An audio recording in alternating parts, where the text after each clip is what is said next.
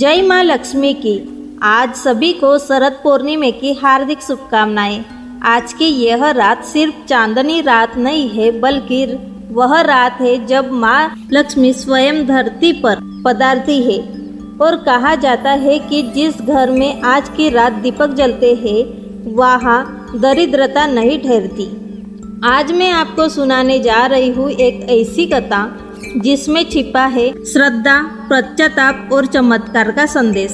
एक ऐसी कथा जो बताती है कि सच्ची भक्ति से असंभव भी संभव हो जाता है। आज शरद पूर्णिमा के दिन यह कथा अवश्य सुनिएगा। बहुत समय पहले की बात है। एक नगर में एक शाहूकार रहता था।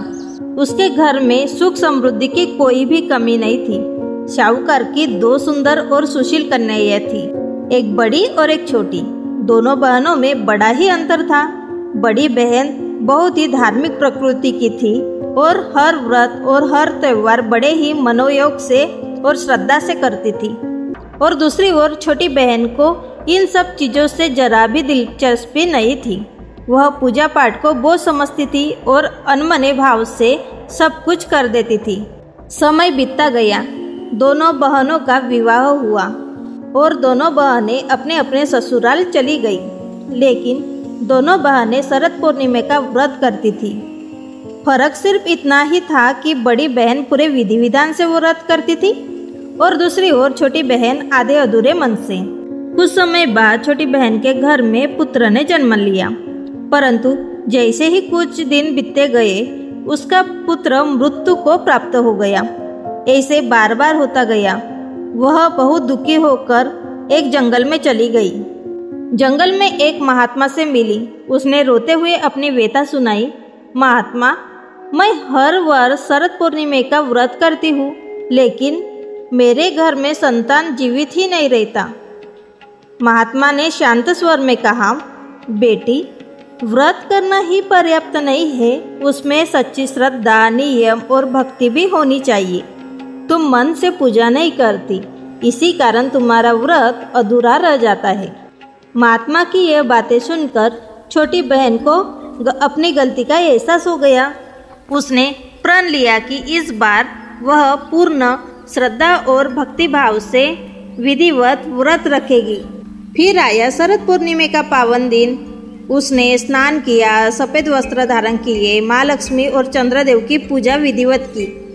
पूरी रात दीपक जलाया और चांदनी में खीर रखकर अर्घ्य दे दिया। लेकिन दुर्भाग्यवश कुछ ही दिनों में उसका पुत्र फिर से मृत्यु को प्राप्त हो गया।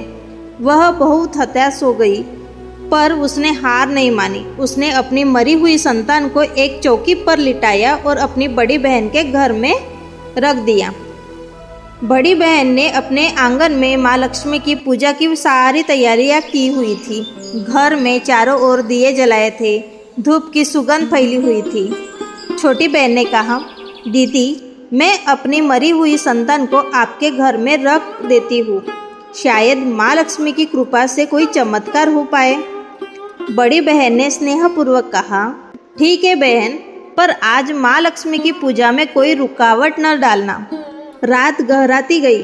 चांद अपनी 16 कलाओं में चमक रहा था और उस चांदनी में अमृत बरस रहा था। रात के अंतिम प्रहर में माँ लक्ष्मी स्वयं पृथ्वी पर उतरी। हर घर में गई जहाँ जहाँ दीपक जल रहे थे। जब वे बड़ी बहन के घर पहुंची तो उन्होंने वहाँ एक शिशु चौकी पर पड़ा हुआ देखा। माँ लक्ष्मी ने पूछा, यह बच्चा कौन है? बड़ी बहन ने श्रद्धा से उत्तर दिया, माता, यह मेरी छोटी बहन का पुत्र है। यह मृत अवस्था में है। माँ लक्ष्मी मुस्कुराते हुए बोली, जब इसने सच्चे मन से शरद पूर्णिमा का व्रत किया है तो आज इसका फल अवश्य ही मिलेगा। और माँ ने उस शिशु पर अमृत की चांदनी की बूंदें छिड़की। देखते ही देखते बच्चा जीवित हो गया। सुबह जब सबने यह चमत्कार देखा तो गांव में खुशी की लहर दौड़ उठी। छोटी बहन ने भाव विभोर से माँ लक्ष्मी का आभार व्यक्त किया और प्रण लिया कि जीवन भर श्रद्धा और नियम से ही व्रत रखेगी। इस दिन से शरद पूर्णिमा का व्रत करने वाली हर व्यक्ति के जीवन में सुख, समृद्धि और संतान की रक्षा होती है। तो प्यारे दोस्तों, यह कथा हमें सिखाती है कि पूजा पाठ तभी फलदायी होता है जब अपने सच्चे मन से और श्रद्धा से व्रत किया हो, पूजा की हो। आज की इस शरद पूर्णिमा के दिन आप भी अपने घर में दीपों को जलाइए, चांदनी में खीर रखिए और माँ से प्रार्थना कीजिए कि आपके जीवन में भी उजाला और समृद्धि बनी रहे। अगर आपको यह कथा पसंद आई तो जय लक्ष्मी माता कमेंट में जरूर लिखिए और इस कथा को अपने दोस्तों तक पहुंचाइए। जय माँ लक्ष्मी जी की।